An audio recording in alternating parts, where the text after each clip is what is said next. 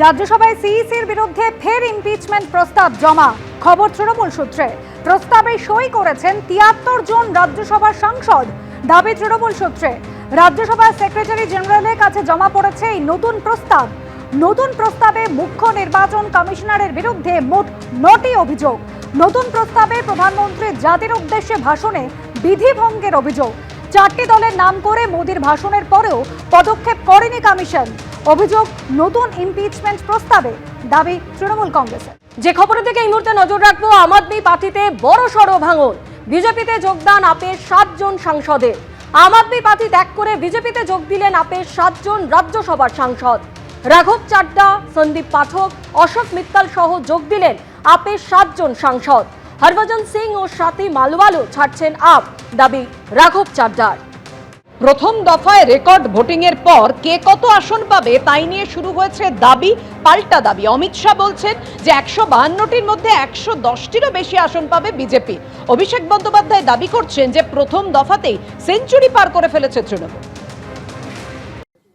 हमने कल देर रात तक हमारे सभी विधानसभा के कार्यकर्ताओं के साथ भारतीय जनता पार्टी बंगाल की टीम ने एक असेसमेंट करा है, जो पोलिंग हुई है ऐसा इसका, और मैं स्पष्ट रूप से आपको बताना चाहता हूं 152 सीटों में से 110 से ज्यादा सीटें भारतीय जनता पार्टी जीतने जा रही है।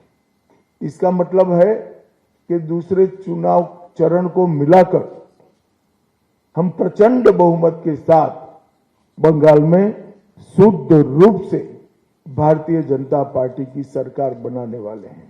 এরা বলেছিল বাংলায় নাকি ভোট কেটে এরা ক্ষমতায় আসবে। কালকে প্রথম দফার ভোট হয়ে গেছে। বিজেপির ছটপটানি দেখতে পাচ্ছেন। আমি রাজনৈতিক ভবিষ্যৎবাণী করি না, কিন্তু যখন করি মেলে। আপনারা দেখেছেন ২১এও মিলেছে, ২৪এও মিলেছে, ২৬এও মিলবে। আমি আপনাদের বলে দিয়ে যাচ্ছি, তৃণমূল কংগ্রেস কাল সেঞ্চুরি পার করে দিয়েছে। আমি খালি স্বরাষ্ট্রমন্ত্রীকে বলেছিলাম, গরম বেশি পড়ছে, মাথা ঠান্ডা রাখুন, জল বেশি করে খান। আর আপনার যদি সৎ সাহস থাকে, ৪ তারিখ বাংলায় থাকবেন, বেলা ১২টার পর দেখা হবে। দিনভর ঠাসা কর্মসূচি। তার আগে আমরা সকালেই দেখেছি কলকাতার গঙ্গা বক্ষে প্রধানমন্ত্রী নরেন্দ্র মোদী নৌকা চড়ে ঘুরলেন। গঙ্গা বক্ষে কথা বললেন নৌকা চালকদের সঙ্গে। প্রত্যেক বাঙালির কাছে গঙ্গা একটি অত্যন্ত বিশেষ স্থান অধিকার করে আছে। বলা যায় গঙ্গা যেন বাংলার আত্মার মধ্য দিয়ে প্রভাবিত হয়। পবিত্র গঙ্গা জল সমগ্র সভ্যতার চিরন্তন চেতনা বহন করে চলেছে। এক্স পোস্টে বললেন প্রধানমন্ত্রী নরেন্দ্র মোদী।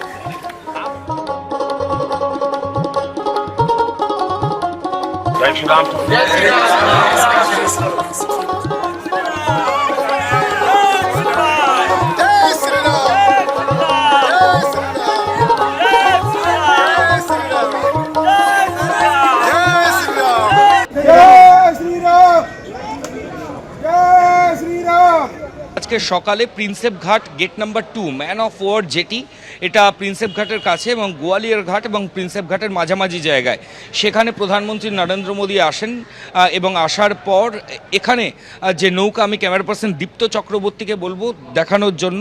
দেখো এই প্রিন্সেপ ঘাট 2 নম্বর যে জেটি, তার সামনে প্রচুর নৌকা রয়েছে। এই যে W1908 যে 2 নম্বর যে নৌকা, যেটা দেখতে পাওয়া যাচ্ছে আপাতত ঘাটের কাছে বাঁধা রয়েছে, এই নৌকাতেই ছিলেন প্রধানমন্ত্রী নরেন্দ্র মোদী।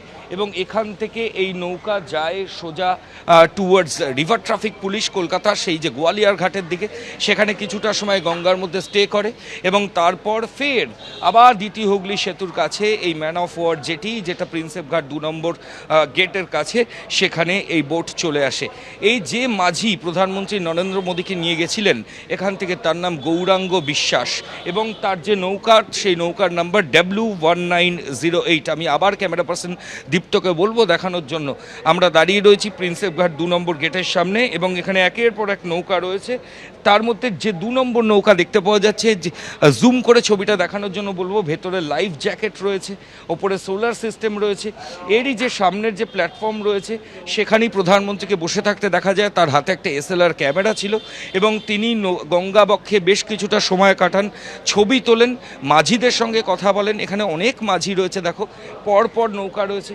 মাঝিদের সঙ্গে কথা বলার পর তিনি এখান থেকে সরাসরি আবার গোয়ালিয়র ঘাটের দিকে চলে যান এবং তারপর তিনি এখান থেকে বেরিয়ে যান। হঠাৎ আর কি প্রধানমন্ত্রী এলো, নৌকায় চললো, ঘুরে চলে গেল। এসে আমার নাম জিজ্ঞাসা করলো, আমি নাম বললাম, আর কিছু জিজ্ঞাসা করিনি। এই গঙ্গার মাঝখানে ঘুরলাম, এদিকে এই সেতুর দিকে, ওই হাওড়ার দিকে, এইদিকে এখানে দেখালাম, ঘুরালাম, সব ফটো তুললো। বেশি না বিল, অল্প, ওই যা হয়েছে তাই দিয়ে গেছে আমাদের 1000 টাকা। तो 6:30 बजे गेट नंबर 2 पे उतरे और वहाँ से चल करके यहाँ वॉक किए, यहाँ से वाटर गेट तक वॉक किए। वॉक करने के बाद जो है आप नौकों में गए और नौका विहार किए, फ़ोटो वगैरह शूट किए। उसके बाद आप आए और चले गए। कितने टाइम थे? 6:30 मोर देन हो रहा होगा। पहले कम्युनिकेट किया था उसको? नहीं, किसी को खबर ही नहीं है, हम लोगों को कुछ खबर नहीं है। अचानक सर आ गए, हम भी लोग सोचे कि सर कब आए, कैसे आ गए। फिर हम लोग को देखने के बाद बहुत खुश हुए। এমনি আমাদের বলেছিল যে ঘোরার জন্য, উনি আসবে বলে আমরা জানি না। কখন বলা হয়েছিল এটা? ওটা কালকের আমাদের বলে গেছিলো যে আমাদের একটা নৌকার মধ্যে পূজা হবে, হ্যাঁ, কিন্তু সাহেব আসবে বলে আমরা জানি না। কি বলেছিল? ওটা ওনার বাবুঘাট থেকে একটা চাওয়ালা বলে গেছিলো, হ্যাঁ, যে এরকম আমাদের একটা নৌকা, 7খানা নৌকা লাগবে, একটা নৌকার মধ্যে পূজা করব। হ্যাঁ, তো আমরা বললাম ঠিক আছে, আসবেন। কটার সময় চেয়েছিল? ওটা সকাল মানে 6টার দিকে চেয়েছিল। আচ্ছা, হ্যাঁ, তারপর হঠাৎ 6:45 দিকে কি 6:30 দিকে এরকম উনি এসে গেল। তারপরে আমরা বুঝতে পারলাম যে ইনি তো মোদিজি। হ্যাঁ, তারপরে আমাদের নৌকায় কটা নৌকা গেল? 7খানা নৌকায় নিয়েছে গঙ্গার মাঝখানে? গঙ্গার মাঝখানে। কতক্ষণ সময় ছিল? 1 ঘন্টা ঘুরেছে। कल शाम को मुझे बेलूर मठ जाने का सौभाग्य मिला। वहां की पवित्र मिट्टी का प्रणाम करना ये मेरे जीवन का बहुत बड़ा सौभाग्य होता है। फिर हावड़ा में रोड शो के दौरान जनता जनार्दन का आशीर्वाद मिला। आज सुबह मुझे मां गंगा के दर्शन का, उनके सानिध्य में कुछ समय बिताने का, लोगों से मिलने का अवसर मिला।